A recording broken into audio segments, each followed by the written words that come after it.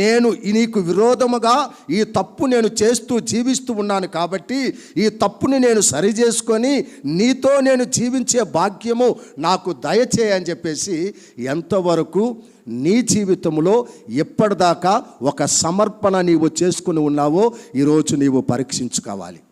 ఈమె ఒక స్త్రీ, ఈమెకు ఉన్నది, ఈమె చేసేది అంతా కూడా మరి దేవునికి విరోధమైన కార్యము.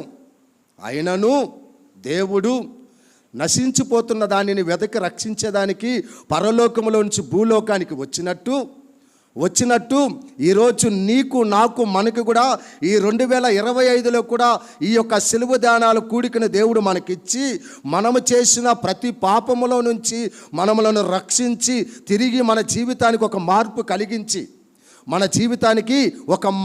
కలిగించి దేవునితో నీవు నేను మనము ఒక పరిపూర్ణమైన రక్షణ కలిగి ఆయనతో జీవించాలనే దానికి దేవుడు ఈరోజు నీతో నాతో మాట్లాడుతూ ఉన్నాడు. బాగా ఆలకించండి. ఎన్నో దినాలుగా మీరు దేవుని వాక్యాన్ని వింటూ ఉన్నారు.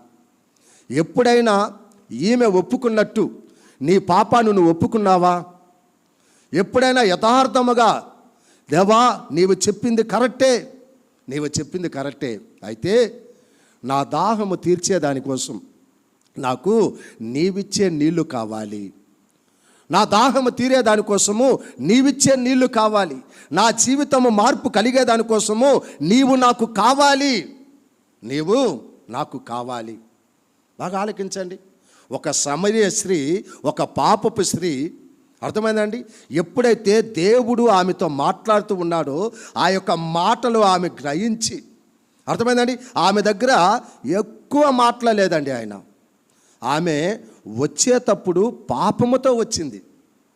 వచ్చేటప్పుడు ఎలా వచ్చిందంటే పాపముతో వచ్చిన ఈ యొక్క స్త్రీ తిరిగి వెళ్ళేటప్పుడు సువార్థికురాలుగా పోతుంది. ప్రియదంటున్నారు, వచ్చేటప్పుడు ఎలా వస్తుందామి? ఒక పాపాత్మురాలు. இல்லையா? வரும்போது ஒரு பாவப்பட்ட வாழ்க்கையோட அந்த அம்மா வருது. திரும்பி எப்போ ஆண்டவரோட வார்த்தை அந்த அம்மா கிட்ட பேசிச்சோ அப்போ அந்த அம்மா மனம் திரும்பி சுசேஷகரா ஒரு மாறுது அந்த அம்மா. இல்லையா? இன்னைக்கு வருஷ கணக்கா கர்த்தரோட வார்த்தை நீ கேட்குற, நீ எத்தனை பேருக்கு நீ ஆண்டவரோட சுசேஷத்தை நீ சொல்லியிருப்ப? நீ కర్తరోட వార్త ఎత్తిన పేరుకి నీ సొల్లిరుపే. దేవుని మందిరానికి వస్తున్నా నీవు, దేవుని మందిరంలో వస్తున్నా నీవు, నీ జీవితంలో నీ పాపాన్ని నువ్వు ఒప్పుకొని దేవుడు నీకు ఒక రక్షణ ఇచ్చి, నీకు ఒక మారు మనిషి ఇచ్చి, దేవుడు నీకు ఒక జీవితాన్ని ఇచ్చాడు. నీకు రక్షణ ఇచ్చిన ఈ దేవుని గురించి, నీ పాపాన్ని క్షమించిన ఈ దేవుని గురించి ఎంతమందికి నీవు సువార్తను ప్రకటించి ఉన్నావు? దేవుని వాక్యం అదే చెప్తూ ఉన్నది. ఈమెతో దేవుడు ఎన్నో సంవత్సరాలుగా వాక్యముతో మాట్లాడలేదు. ఆయన ఎన్నో సంవత్సరాలు మాట్లాడలేదు. ఆయన ఎన్నో ఇలాంటి లెంట్ డేస్ 40 డేస్ ప్రేయర్లలో 40 రోజులు మాట్లాడలేదు. ఒక్క మాట ఆయన మాట్లాడాడు.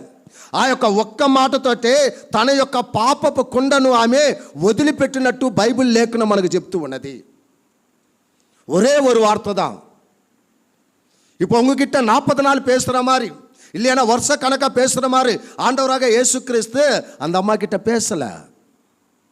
ஒரே ஒரு வார்த்தை, நீ பண்ணுறது இப்போ இருக்கிறவனு கூட உனக்கு புருஷன் இல்லை, ஆனால் இப்போ பண்ணுறது కూడా నీ సరైన వేళ ఇల్లంటది అర్థంగ.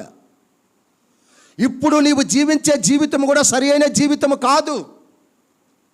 ఇప్పుడు నీ యొక్క తలంపు కూడా సరైన తలంపు కాదు.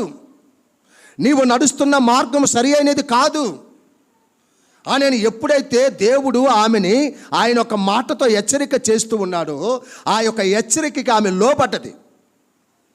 ఆ హెచ్చరికకి ఆమె విధేయత కలిగింది. ఆమె లోబడి, కరెక్టే సార్ దేవా, నువ్వు చెప్పేది కరెక్టే, నీవు చెప్పేది కరెక్టే, కానీ నా జీవితంలో ఒక మార్పు వచ్చేదానికోసం, నా యొక్క జీవితంలో నా హృదయంలో ఒక మార్పు వచ్చేదానికోసం నీ జీవపు మాట నాకు కావాలి, నీ జీవపు ఊట నాకు కావాలి. నీవిచ్చే నీళ్లు నేను తాగితే ఎన్నడూ దప్పిక కొనకుండా నిత్య జీవానికి నేను వెళతానని చెప్పేసి నీవు చెబుతూ ఉన్నావు, కాబట్టి నీ మాట నాకు కావాలి. అర్థమైందా ప్రియమైన పిల్లలు?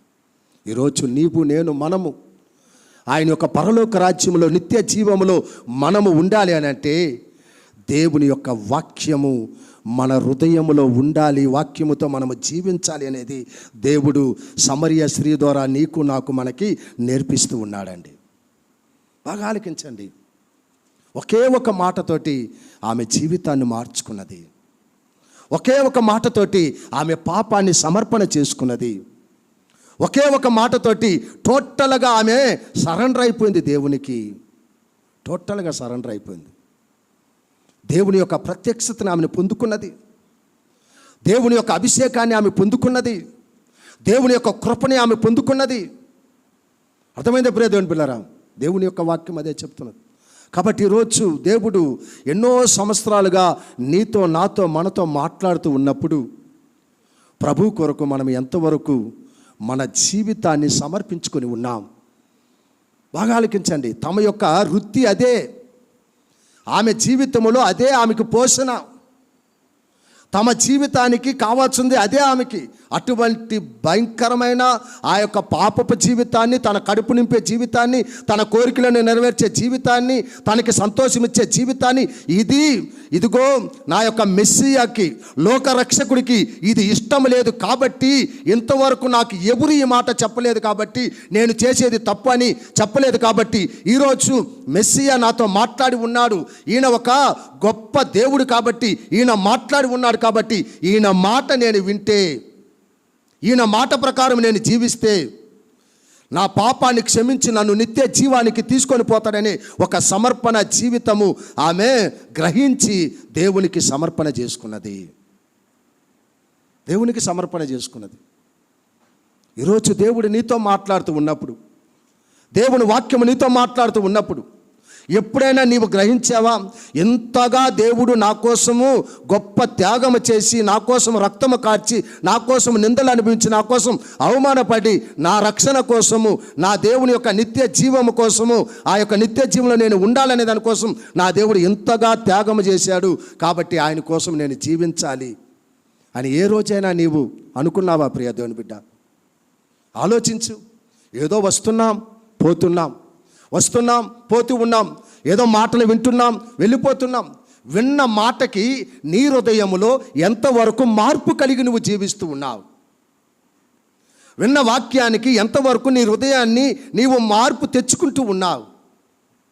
ఒక సమరయ స్త్రీ, ఒక భయంకరమైన పాపముతో ఉన్న యొక్క స్త్రీ దేవుడు చెప్పిన ఒక్క మాటకి ఆ మాటని అంగీకరించి ఆమె జీవితంలో చక్కగా దేవుణ్ణి సొంతము చేసుకున్నది. చేసుకున్న ఆమె ఊరికే ఉండలేదు ప్రియ దేవుని పిల్లరా. చేసుకున్న ఆమె ఊరికే ఉండలేదు. 28వ వచనం చదవండి. యోహాను సువార్త 4:28. ఆ స్త్రీ తన కుండ విడిచిపెట్టి ఊరిలోనికి వెళ్ళి చూడడి,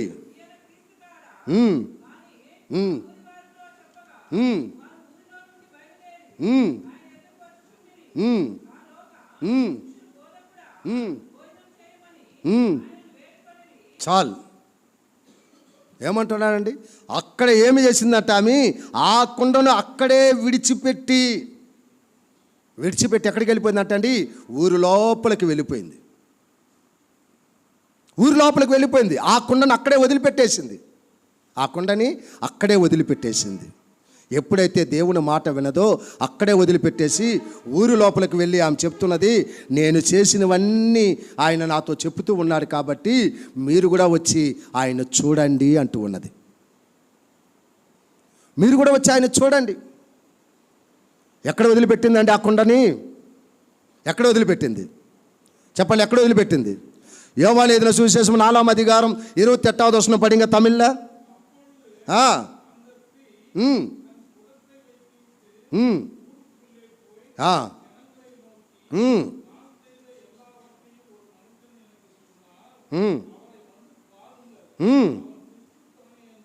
ఆమేన్. బాగా అర్థం చేసుకోండి. అర్థమైందండి? అక్కడే వదిలిపెట్టేసింది. తాని యొక్క పాపపు జీవితాన్ని అన్నీ కూడా అక్కడే వదిలిపెట్టేసి వెంటనే ఊరు లోపలికి వెళుతూ ఉన్నది.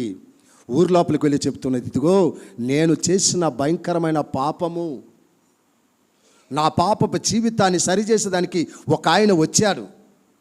కాబట్టి ఇప్పుడు నా జీవితాన్ని నేను సరిచేసుకొని మీ దగ్గరికి వస్తున్నాను. కాబట్టి ఆ యొక్క రక్షకుణ్ణి మీరు కూడా వచ్చి చూడండి. నా పాపాన్ని క్షమించిన ఆ దేవుని కూడా మీరు వచ్చి చూడండి. ఈరోజు మీ పాపాలు కూడా ఆ దేవుడు క్షమిస్తాడు.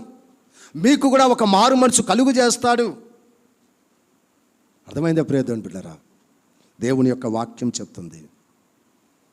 సత్యమైన వాక్యము ఆమెకి ప్రత్యక్షమైంది. సత్యమైన వాక్కు ఆమెకు ప్రత్యక్షమైంది. అయిన వెంటనే ఆ పాపపు కుండని అక్కడే వదిలిపెట్టేసింది. తమ జీవితంలో ఒక మార్పు కలిగేదానికి దేవుడు కృప చూపాడండి. అక్కడే వదిలేసింది. నేరుగా ఊర్లోకి వెళ్తుంది. అంతకుముందు ఆ ఊర్లో ఆమెకి ఏం పేరు? அதுக்கு முன்ன அந்த அம்மாவுக்கு என்ன பேர் அந்த ஊரில்? யாராவது சொன்னால் கேட்பாங்களா? யாரும் கேட்க மாட்டாங்க. ஏன்னா அந்த అమ్మ ஒரு పావపట్ట ஒரு வாழ்க்கையோட இருந்தது. పాపపు జీవితం జీవిస్తున్న ఆమె జీవితంలో ఆమె చెప్తే ఎవరైనా వింటారండి? వినరు. ఎప్పుడైతే తన పాపపు జీవితాన్ని వదిలిపెట్టేసి తన దగ్గరికి వెళ్ళిపోయిందో అప్పుడు వాళ్ళు ఆమె చెప్పిన మాట విన్నారంట. ఆమె చెప్పిన మాట విన్నారు. అర్థమైంది ప్రేమ? ఈరోజు దేవుని మందిరానికి వచ్చిన మనము, దేవుని మందిరంలో కూర్చున్న మనము, దేవుని యొక్క ప్రత్యక్షత మన మీద ఉండి, ఆయన కృప మన మీద ఉండి, ఆయన వాక్కు మనతో మాట్లాడినప్పుడు, మన హృదయాన్ని తాకినప్పుడు, మన హృదయంలో ఏదైతే దేవునికి ఇష్టం లేదో దానిని అప్పుడే దేవుని సముఖంలో మోకరించి ఆ తప్పును మనం ఒప్పుకొని ఆ పాపాన్ని ఎక్కడే విడిచిపెట్టి మనం బయటకు వెళ్ళేటప్పుడు ఎలాగెళ్ళాలంట? ఒక పరిశుద్ధంగా పవిత్రంగా మనం వెళ్ళాలి. మనము వెళ్ళాలి. ఇది దేవుడు కోరుతూ ఉన్నది.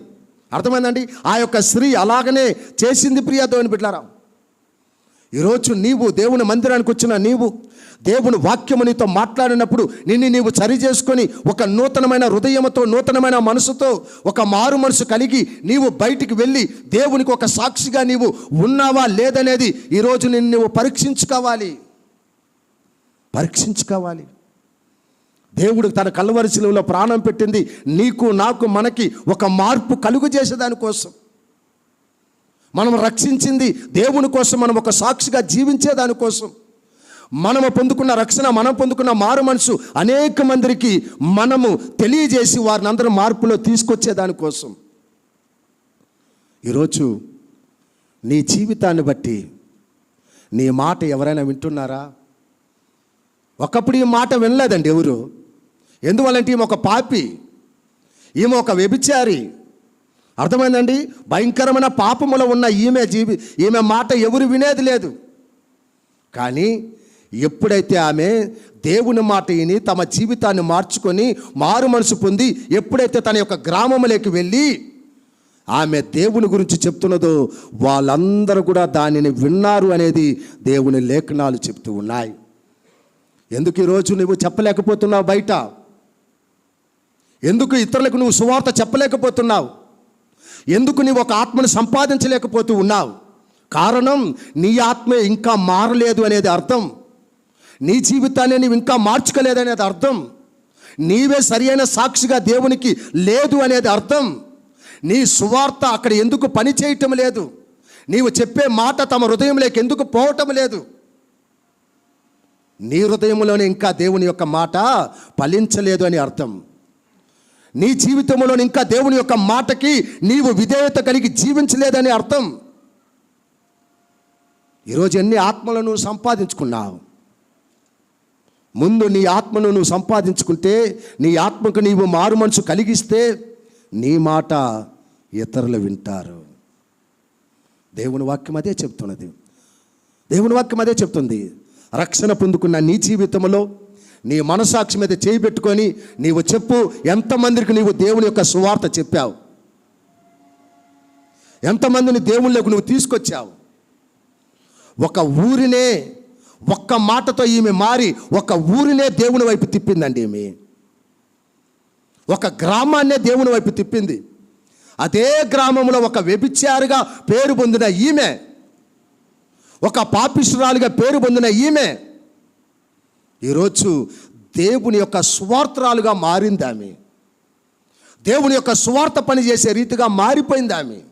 కారణం, తమ హృదయంలో ఉన్న ప్రతి పాపము అక్కడే వదిలిపెట్టేసింది. ఎప్పుడైతే దేవుడు మాట్లాడాడో, ఎప్పుడైతే ఆమెను దేవుడు గద్దించాడో, ఎప్పుడైతే ఆమె హృదయంలో దేవుని యొక్క వాక్యము పనిచేసిందో అప్పుడే ఫుల్ సరెండర్ అయిపోయింది ఆమె. ఈరోజు ఇన్ని సంవత్సరాలుగా దేవుని వాక్యాన్ని వింటున్నా నీ జీవితంలో ఒకసారి పరీక్షించుకో. నేను నిజమైన మారు మనసు పొంది ఉన్నానా? నిజమైన రక్షణ నేను పొందుకొని ఉన్నానా? నేను ఎవరికైనా సువార్త చెప్పే అర్హత నాకు ఉందా? నేను నా సాక్ష్యాన్ని చెప్పి ఎవరైనా మార్చే కెపాసిటీ నాకు ఉందా? ఒకసారి ఆలోచించు. యేసు ప్రభు పోయి ఆ గ్రామానికి చెప్పలా. యేసు ప్రభు ఏమిని తాకిందో, ఎవరిని తాకిందో ఆ పాపిష్ట్రాలు వెళ్ళి ఆ గ్రామానికి చెప్పి ఆ గ్రామంలో ఉన్న వారందరూ కూడా మార్చింది. ప్రభు అయిన యేసు క్రీస్తు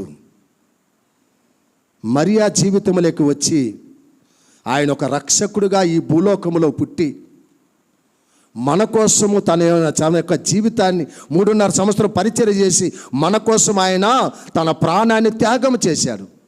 ఆ త్యాగం చేసిన దేవుడే ఇప్పుడు అదే దేవుడు ఆ 3.5 సంవత్సరపు పరిచర్యలో ఒక పాపపు స్త్రీని వెతుక్కుంటూ వెళ్ళాడు. ఆయన ఆ పాప స్త్రీని ఎలాగైతే వెతుక్కుంటూ వెళ్ళాడో అలాగనే ఈ 2025లో కూడా ఈసీఐ ఓప్ సంఘంలో ఉన్న నిన్ను, నన్ను, మనములను వెతుక్కుంటూ దేవుడు వచ్చాడు. ఆ దేవుడే ఈరోజు దేవుని వాక్యముతో నీతో మాట్లాడుతూ ఉన్నాడు. ఆ వాక్య ఈరోజు నీతో మాట్లాడుతూ ఉన్నది. ఆ రోజు కూడా దేవాది దేవుడు చెప్పిన వాక్కు అదే, అమ్మా ఇప్పుడు కూడా నీకు ఉండేది సరి అయిన జీవితం కాదు, ఇప్పుడు నీవు జీవించే జీవితం కూడా నాకు సరి అయినది కాదు. నీవు అనుకుంటున్నావు నేను సరిగా ఉన్నానని, కాదు కాదు, అది నీవు చేసేది తప్పు అని చెప్పి దేవుడు అక్కడ హెచ్చరిక ఇచ్చాడు. ఒప్పుకున్నదామె, ఒప్పుకున్నది. దేవుని మందిరానికి వస్తున్న నీవు దేవుని వాక్యముతో ఒకవేళ దేవుడు నీతో మాట్లాడితే, నీ హృదయానికి తాకితే ఎంతవరకు దేవుని మందిరములో నీ తప్పును నువ్వు ఒప్పుకొని విడిచిపెట్టేసి పవిత్రంగా జీవించాలని ఇక్కడి నుంచి బయటకు పోతున్నావు? పరీక్షించుకో ఒకసారి. దేవుని వాక్యం చెబుతున్నది. ఇంకెంతకాలం? ఒక మార్పు లేకుండా ఎంతకాలం? ఒక మారు మనసు లేకుండా ఎంతకాలం? ఇంకెంతకాలం ఇంకా పాపపు జీవితంతో నీవు జీవిస్తావు? ఇంకెప్పుడు ఒక పరిశుద్ధమైన జీవితం జీవించడానికి నీవు సమర్పణ చేసుకుంటావు? ఒక పవిత్రమైన జీవితం జీవించడానికి ఎంతవరకు నువ్వు సమర్పణ చేసుకుంటావు? నిన్ను రక్షించిన దేవుణ్ణి, నీ పాపానికి క్షమించిన దేవుణ్ణి ఎవరికైనా నీవు పరిచయం చేసావా? పరీక్షించుకోసారి. దేవుని వాక్యం చెప్తున్నది. ఏమైనా తాకితే ఈమె ఊరిక ఉండలేదండి. దేవుని కోసం జీవించింది. దేవుని వాక్యం చదవండి. దేవుని వాక్యంలో మనం చూసినప్పుడు దేవుని కొరకు ఆమె ఒక సాక్షిగా విన్నట్టు దేవుని యొక్క వాక్యం మనకి నేర్పిస్తూ ఉన్నది. చదవండి 39వ వచనం.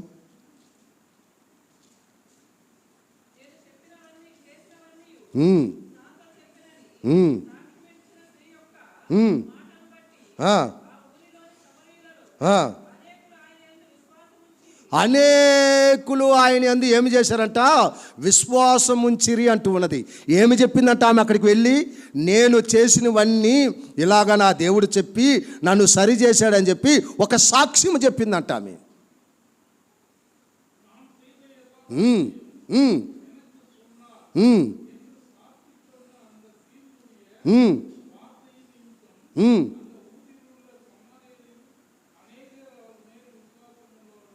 ఆమెన్.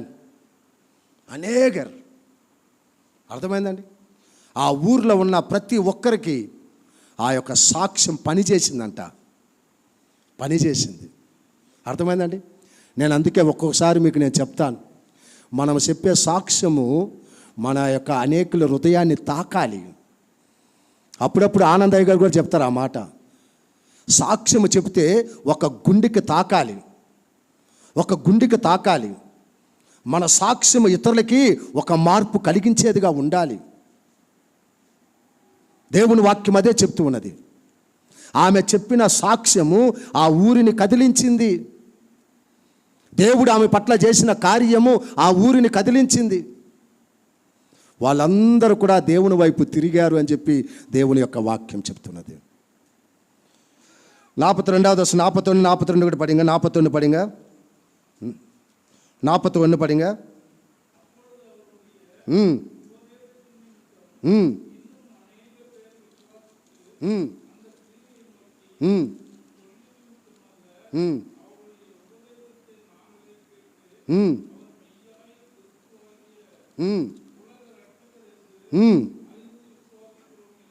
ఆమేన్. దేవుని యొక్క వాక్యం చెబుతున్నది. అర్థమైందండి? ఆమె చెప్పిన మాటను బట్టి కాకుండా వాళ్ళు ఇంకా వచ్చి మేము ఆ యొక్క లోక రక్షకుణ్ణి మేము చూడాలి. అర్థమైందండి? మరియా ద్వారా ఈ లోకానికి రక్షకుడిగా ఆయన పుట్టాడు కదండి. సమరయ స్త్రీ ద్వారా ఒక గ్రామాన్ని రక్షించే యేసుక్రీస్తుగా మారాడు. చూడండి, ఇక్కడ స్త్రీయే ఉంది, అక్కడ స్త్రీయే ఉంది, ఇక్కడ స్త్రీయే ఉంది, అక్కడ స్త్రీయే ఉంది. అర్థమైందండి? గర్భము ధరించేదానికి స్త్రీ, రక్షకుని కనేదానికి స్త్రీ, భూలోకానికి తీసుకొచ్చేదానికి స్త్రీ. అర్థమైందంటే దేవుని యొక్క వాక్యం చెబుతుంది కదా. అక్కడ పాపిని రక్షించేదానికి కూడా మరి దేవాది దేవుడు రక్షకుడు ఆమెను రక్షించడాన్ని బట్టి ఆ యొక్క రక్షకుణ్ణి పరిచయం చేసింది కూడా స్త్రీ. ఆ గ్రామాన్ని మార్చింది స్త్రీ. కాబట్టి ఈరోజు ఒక స్త్రీ బాధ్యత నీవు ఎంతవరకు దేవునిలో నెరవేరుస్తూ ఉన్నావు? రక్షణ పొందుకున్న నీ జీవితంలో, మారు మనసు పొందుకున్న నీ జీవితంలో ఎంతవరకు నీవు స్వార్థ పని చేసి ఉన్నావు? ఎన్ని ఆత్మల కోసం నీవు భారము కలిగి ఉన్నావు? స్త్రీకి దేవుడిచ్చిన ప్రాధాన్యత చూడండి. గర్భము కోసం స్త్రీనే ఎన్నుకున్నాడు, స్వార్థ పని కోసం స్త్రీనే ఎన్నుకున్నాడు. అర్థమైందండి? కల్వరి శిలువలో తన యొక్క ప్రాణం పెట్టేటప్పుడు ఆయన కోసం ఏడ్చింది కూడా స్త్రీయే, మొట్టమొదటిగా చూసింది కూడా స్త్రీయే. ఎంత ధన్యత దేవుడు ఆమెకి ఇచ్చాడు. కాబట్టి ఈరోజు ఒక స్త్రీ అనుకుంటే నిన్ను నీవు మార్చుకోగలవు. నిన్ను నువ్వు మార్చుకున్న నీ జీవితంలో అనేక మందిని మార్చే ఒక జ్ఞానము, ఆయన కృప, ఆయన దయ, ఆయన పరిశుద్ధత నీకు దేవుడు ఇచ్చాడు. ఇది నువ్వు పొందుకుంటే దేవుని పట్ల కార్యాలు జరిగించవచ్చు, దేవుని పట్ల కార్యాలు జరిగించవచ్చు. కాబట్టి ఈరోజు ఆ యొక్క ఉమెన్స్ డేను కొనియాడుతూ వారి గురించి మనం ఎన్నెన్నో గొప్ప మాటలు చెప్పుకుంటూ ఉంటాం. లోకరీతిగా వాళ్ళు ఎన్నెన్నో వర్ణిస్తూ ఉంటారు, మంచిదే.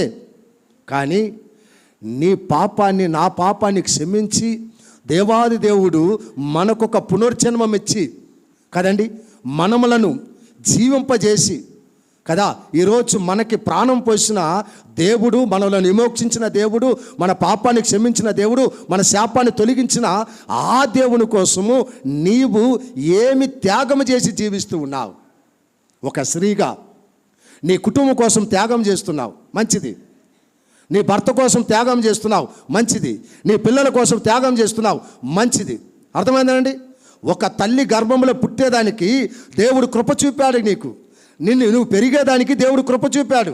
నీకు ఒక వివాహం జరిగేదానికి దేవుడు కృప చూపాడు. కుటుంబాన్ని నడిపించుకునేదానికి దేవుడు జ్ఞానం ఇచ్చి చక్కగా నడిపించాడు. నీకు గర్భఫలం ఇచ్చాడు, పిల్లల్ని ఇచ్చాడు, కుటుంబాన్ని చక్కగా నీవు నడిపించుకుంటూ వస్తున్నావు. ఎంత దేవుడు నీకు చేసుకుంటూ వస్తే ఆ దేవుని కోసం నీవు ఏమి చేసావనేది ఈరోజు పరీక్షించుకో. ఆ దేవుని కోసం నేనేమి చేస్తున్నా? ఈరోజు అనేకమైన తల్లులు అదే చెప్తారు కదండి, నేను నీ కోసమే జీవిస్తూ ఉన్నాను, నేను నీ కోసమే ఉన్నాను కదండి. దానికి ఒకటే సాదృశ్యం మా పాస్టరమ్మ గారే రాత్రి కూడా చెప్తున్నది, నాకు మా ఆడపిల్లలతో టెన్షనే లేదు, నా కొడుకుదే టెన్షను. అర్థమైందండి? నా కొడుకు ఒక మంచి వివాహం జరిగిపోతే చాలు. అరే, నీ కొడుకునిచ్చిన యేసయ్య కోసం నువ్వేం చేస్తున్నావు? నీకు ఇచ్చిన భర్త పరిచర్య కోసం నువ్వేం చేస్తున్నావు? దాన్ని ఎప్పుడైనా ఆలోచించావా? అరే 3 ఉన్న నీకు 10.5 తీసుకొచ్చిన ఆ దేవుడు నీకు చేసిన మెరాకిల్ని బట్టి ఆ దేవుని కోసం నువ్వేం ఆలోచిస్తున్నావు? ఆపరేషన్ అని భయం పెట్టిన నీకు ఆపరేషన్ లేకుండా ఒక ధైర్యాన్ని ఇచ్చి దేవుడు స్వస్థతనిచ్చి నిన్ను కూర్చొని పెట్టాడే, ఆ దేవుని గురించి నువ్వేం ఆలోచిస్తున్నావు? బయట ఎవరికో వద్దు, నా భార్యకి నేను క్వశ్చన్ వేస్తున్నా. ఎంత మెరాకల్ చేసినా దేవుని గురించి నువ్వు ఆలోచిస్తున్నావా?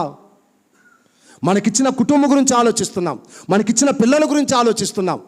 ఈరోజు సజీవ లెక్కలో ఉంచిన ఆ దేవుని కోసం నేను నా వంతు ఏమి చేస్తున్నా? మహిళల దినోత్సవం అని చెప్పేసి ఈరోజు ప్రపంచమే కొనియాడుతుంది. మంచిది. ప్రపంచాన్ని ఇచ్చిన దేవుడు, ఈ ప్రపంచంలో మనల్ని ఉంచిన దేవుడు, ఆ దేవుని కోసం మనమేం చేస్తున్నాం? మన కోసం ఆయన ప్రాణమే పెట్టాడే, మన కోసం ఆయన అవమానపడ్డాడే, మన కోసం ఆయన నిందలు అనుభవించాడే. అంత ప్రేమ కలిగిన దేవునికి మనం ఏమి చేస్తున్నాం? దేవుడు కోరుకునేదంతా ఒకటే. దేవుడు నీ పట్లైనా నా పట్లైనా మన పట్లైనా కోరుకునేది ఒకటే. నేను నీకు రక్షణ ఇచ్చిన, నేను నీకు మారు మనసు కలుగజేసిన, నేను నీకు పాప క్షమాపణ ఇచ్చిన, నా కోసం సమాజంలో సాక్షిగా జీవించు. నీవు ఒక సాక్షిగా జీవించు. నీవు సాక్షిగా జీవించడానికి నిన్ను సాక్షిగా మార్చిన ఆ దేవుని గురించి ప్రకటించు. ఆ దేవుని మాటలు నలుగురికి చెప్పు. ఆ స్త్రీ అదే చేసిందండి. ఆ సమరయ స్త్రీ అదే చేసింది. ఆమె ద్వారా దేవుడు ఈరోజు మనకు పాఠం నేర్పిస్తున్నాడు. అది స్త్రీ అయినా పురుషుడైనా మనము ఈరోజు సజీవ లెక్కలో జీవము కలిగి మనం ఉన్నామంటే కేవలం దేవుని కృప. దేవుడే మనల్ని బ్రతికించాడు. ఈ 2025 చూడకుండా ఎంతోమంది ఉన్నారు. కానీ ఎందుకో మనల్ని దేవుడు ప్రేమించి ఈ యొక్క సిలువ ధ్యానాల కూడికలలో 4వ రోజు కూడా దేవుడు తీసుకొచ్చి మనతో మాట్లాడుతూ ఉన్నాడు. నేను ఎంత చేసినా నీవు నా కోసం ఏమి చేస్తావు? నీవు నా కోసం ఏమి చేస్తావు? దేవుడు అడుగుతున్న క్వశ్చన్. ఆ స్త్రీ అయితే నా కోసం సాక్షిగా ఉన్నది. ఒక గ్రామాన్ని సువార్త చెప్పి నా వైపు తిప్పింది. ఆ స్త్రీ గురించి ధ్యానిస్తున్న నీవు, ఆ స్త్రీ గురించి వింటున్న నీవు ఇక మీట ఏమి చేస్తావు అనేది దేవుడు అడుగుతున్నాడు. ఆ త్యాగమూర్తి కోసం మనం ఏమి చేద్దాం? ఆలోచించు. మనం అలా చేయాలంటే ఇంకా దేవునికి ఇష్టం లేని పాపము ఇక్కడే వదిలిపెట్టాలి. ఆమె ఆ పాపపు కుండను వదిలిపెట్టేసి ఎలాగైతే బయటికి వెళ్ళి ఆ యేసు గురించి చెప్పిందో అలాగనే మన పాపాన్ని ఇక్కడే ఒప్పుకొని ఎప్పుడైతే దేవునికి సమర్పణ చేసుకుంటామో అప్పుడు మనము సాక్షిగా ఉంటాం. అప్పుడు మన యొక్క సువార్త, అప్పుడు మన మాటలో ఒక ప్రత్యక్షత కనిపిస్తుంది, మన మాటలో ఒక పరిశుద్ధత కనిపిస్తుంది, మన జీవితంలో ఒక మార్పు కనిపించదు. అనేక మందికి మన ముఖంలో ఒక మార్పు వాళ్ళకి కనిపిస్తుంది. ఎస్, ఒకప్పుడు ఆమె పాపే, కానీ ఇప్పుడు ఆమె ముఖంలో ఆ పాపపు ఆలోచన కనిపించలేదు, ఆ పాపపు తలంపు కనిపించలేదు, ఆ పాపపు మోహపు చూపు ఆమెలో కనిపించలేదు. ఆమె ముఖంలో ఏదో ఒక ప్రకాశం కనిపిస్తుంది, ఆమె కళ్ళల్లో ఏదో ఒక వెలుగు కనిపిస్తుంది, ఆమె మాటలు ఏదో ఒక పవిత్రత కనిపిస్తుంది. కాబట్టే ఈ పవిత్రత ఇచ్చిన దేవుడు ఎవరో మనము కూడా వెళ్ళి చూద్దామని చెప్పి వాళ్ళందరూ అక్కడికి వచ్చి ఆయనను చూచి ఆయన వైపు వాళ్ళందరూ తిరిగారు. మనములు చూసినప్పుడు మనం మారామని చెప్పేసి కనిపించాలి ఇతరులకి. అది ఎప్పుడు జరుగుతుందంటే మన పాపం మనము ఒప్పుకొని ప్రభు దగ్గర సమర్పణ చేసుకొని నీ వాక్యముతో నిన్న నేను చెప్పినట్టు ఇక జీవించువాని నేను కాదు, క్రీస్తే నాలో జీవిస్తూ ఉన్నాడు. నేను నా పాపము సిలువలో వేసేసాను, నాకు దేవుడు ఒక విమోచన ఇచ్చాడు. ఇక మీట నా దేవుని కోసం నేను జీవిస్తాను. నన్ను మార్చిన దేవుడు ఇంకా నా సమాజంలో నా ఇంటి పక్కన ఎంతోమంది ఉన్నారు, వారు మారేదానికి నేను నా దేవుని పని చేస్తాను, దేవుని సువార్త చెప్పి వారిని కూడా నా దేవుని వైపు తీసుకొస్తాను అనే ఒక సమర్పణ జీవితము ఈరోజు మనము కలిగి ఉండాలని దేవుడు కోరుతూ ఉన్నాడు. సమరయ స్త్రీ ద్వారా దేవుడు మనకు నేర్పిస్తున్న పాఠం అదే. సమర్పణ చేసుకుందామా? ఆమె ఒక్క మాటతో మార్పు పొందిందండి. ఒకే మాట.